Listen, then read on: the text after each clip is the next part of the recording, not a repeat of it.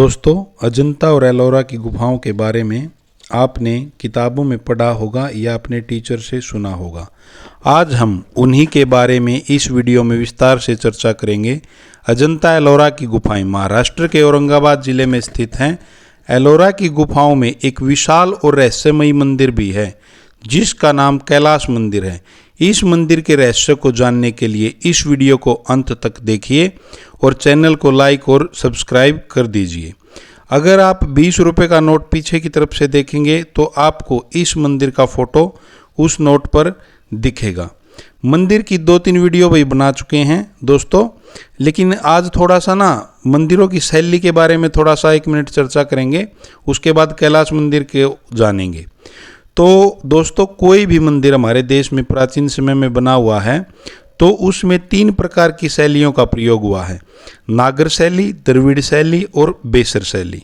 नागर शैली जो नागर शैली के अंतर्गत मंदिर बने हैं उनका आधार आयताकार है और ये इस प्रकार की शैली के मंदिर उत्तर में हिमालय से विंध्य पर्वतमाला तक मिलते हैं।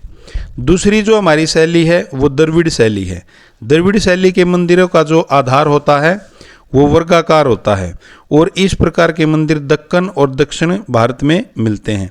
तीसरी शैली बेसर शैली है जो इन दोनों शैलियों का मिश्रित रूप है।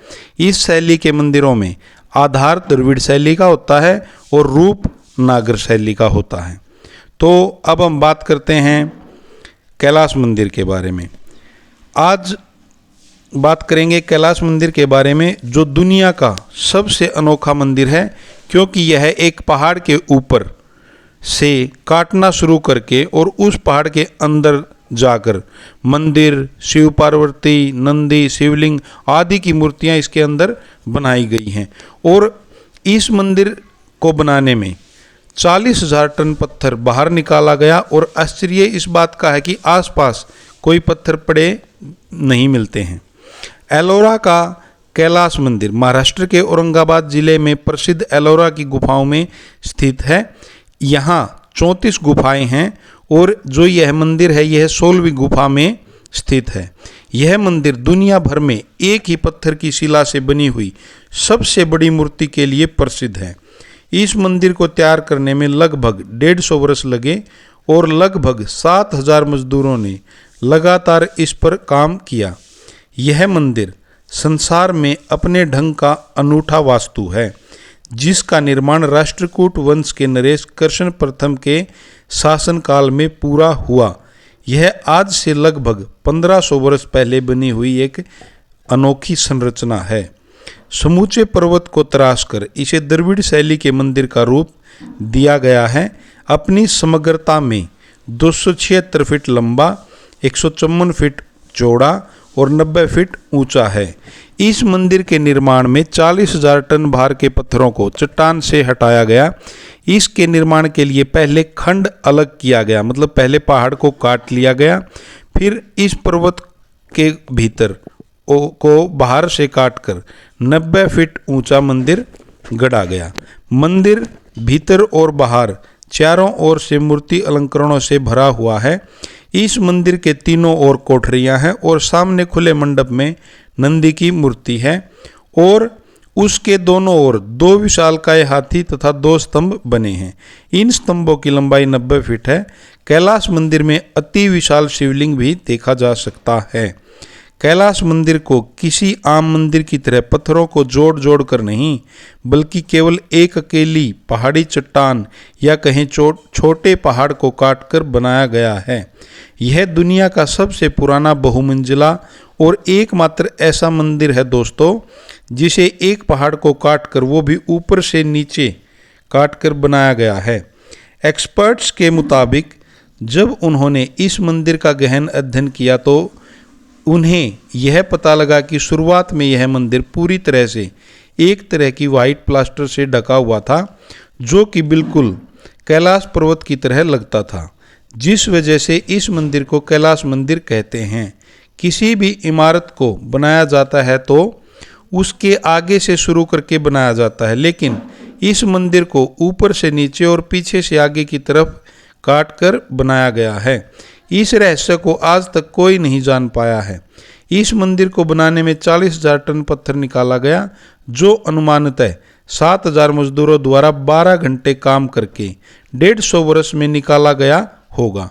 उसके बाद इसमें मूर्तियां, हाथी, नंदी की शिवलिंग, स्तंभ और तीनों तरफ कोठरियां और कोठरियों में स्तंभ और सीढ़ियां, क्योंकि 2 मंजिला मंदिर है तो आप सोच सकते हैं कि इस मंदिर को बनाने में कितना समय लगा होगा। यह बातें मंदिर को और भी रहस्यमयी बनाती हैं, क्योंकि आज से 1000 वर्ष पहले कोई आधुनिक उपकरण नहीं हुआ करते थे। केवल हाथों से इस भव्य मंदिर को कैसे बनाया गया होगा, यह आज भी एक रहस्य बना हुआ है दोस्तों। इस मंदिर में रेन वाटर हार्वेस्टिंग सिस्टम अर्थात वर्षा के जल को संचय करने और उसे उपयोग में लाने की विधि का गुप्त अंडरग्राउंड सिस्टम का उपयोग किया गया है। और इस मंदिर में कई इतनी सघन गुफाएं हैं जिसमें आम इंसान जा भी नहीं सकता। यह बहुमंजिला मंदिर जिसमें ऊपर जाकर बालकनी भी है और एक इमारत से दूसरी इमारत में जाने के लिए सीढ़ियों का एक ऐसा जटिल जाल है जो इस रहस्यमयी मंदिर को और भी रहस्यमयी बनाता है। ऐसी जटिल संरचना जिसमें पहाड़ को ऊपर से नीचे की तरफ काटते हुए और उसे खोखला करते हुए भवन, सीढ़ियां, खंभों को पहले के इंसान ने बिना आधुनिक उपकरणों के कैसे बनाया होगा। मंदिर में पानी की निकासी के लिए बनी हुई नलियां और गड्ढे इस तरह बने हुए हैं और यह इतने ज़्यादा तंग और गहरे हैं जहां आम इंसान पहुंच भी नहीं सकता और जो आज के इंसान आधुनिक उपकरणों से बना भी नहीं सकते हैं। कैलाश मंदिर की मजबूती की बात करें तो आपको बता दें कि मुगल शासक औरंगजेब ने 1682 ईस्वी में इस मंदिर को तोड़ने का आदेश दिया था और अपने 1000 सैनिकों को इस मंदिर को तोड़ने के लिए लगा दिया था और लगभग 3 वर्ष तक इतने सैनिक मंदिर को तोड़ने का प्रयास करते रहे, लेकिन इस मंदिर को थोड़ा सा नुकसान ही पहुंचा पाए। अंत में औरंगजेब ने हार मान ली और इस मंदिर को तोड़ने का इरादा बदल दिया। दोस्तों, वैज्ञानिकों की माने तो पूरी दुनिया में पहाड़ काटने की एक तकनीक होती है जिसे कट इन मुनुनिक कहा जाता है का प्रयोग किया जाता है, लेकिन एलोरा के इस मंदिर में इस तकनीक के बिल्कुल विपरीत कट इन मुनुनिक से लाख गुना कठिन तकनीक कट आउट मुनिक तकनीक का प्रयोग किया गया है। कुछ वैज्ञानिकों के अनुसार इस मंदिर को बनाने में लगभग 200 वर्ष का समय लगा होगा।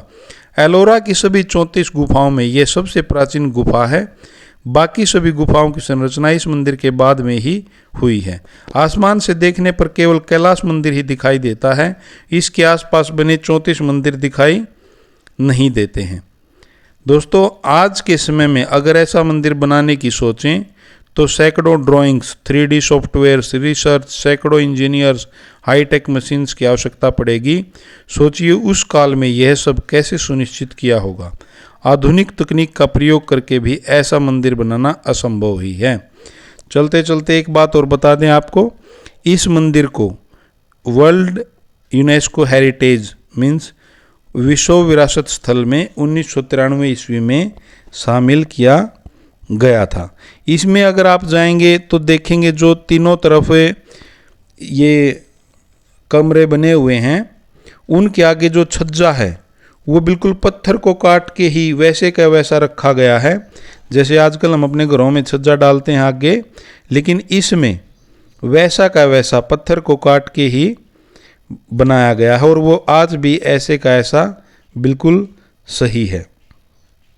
तो भाई, और इस तरह की जानकारियाँ लेने के लिए चैनल को प्लीज़ लाइक और सब्सक्राइब करें। धन्यवाद।